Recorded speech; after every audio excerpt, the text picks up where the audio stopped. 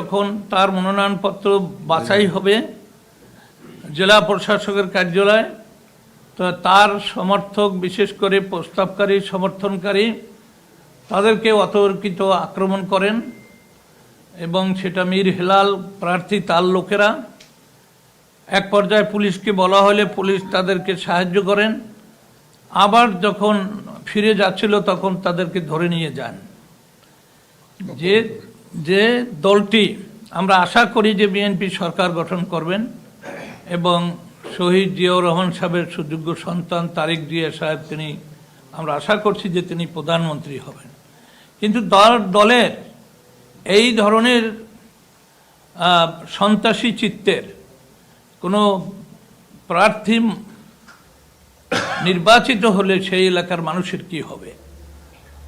আর যাই হোক কথা আমি বলতে পারি, আমি তো একসময় বিএনপি করতাম, আনিস ভাইও আমরা একাত্রে ছিলাম শহীদ জিয়াউর রহমানের সাথে, কিন্তু তার বাবা মীর নাসিরউদ্দিন, তার সাথে আমাদের বন্ধুত্ব আছে এবং আমাদের চেয়ারম্যান সাহেব তিনি অত্যন্ত বিনয়ী মানুষ।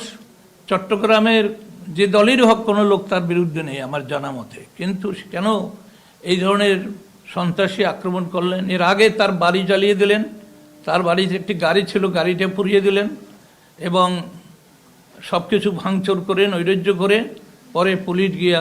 তো এখন আমার প্রশ্ন হইল এই যে পার্টির সেক্রেটারি জেনারেল হিসেবে আমার দায়িত্ব এই কথা বলা। এখন আপনি তো বলবেনই মাননীয় চেয়ারম্যান, কিন্তু আমি যখন চট্টগ্রামের অনেক নেতাকর্মী ফোন করলো, তাদের অসহায়তার কথা বলল, তাদের বেদনার কথা বলল, তো আমি ভারাক্রান্ত হয়েছি, আমি চিন্তিত হয়েছি যে নির্বাচন এটা সুষ্ঠু হতে পারে না। আমরা বারবার সরকারকে বলেছিলাম যে আপনি নিরপেক্ষ থাকেন, লেভেল প্লেইং ফিল্ড করেন, তাহলে একটা গ্রহণযোগ্য নির্বাচন হবে, বিশেষ করে সব দল যাতে অংশগ্রহণ করতে পারে। কিন্তু আমাদের উপরে যেভাবে আক্রমণ হচ্ছে, এটা আমাদের এই নির্বাচনের অংশগ্রহণ করাটা, এটা আমার মনে হয় যে একটা বিরাট প্রশ্ন দেখা দিয়েছে।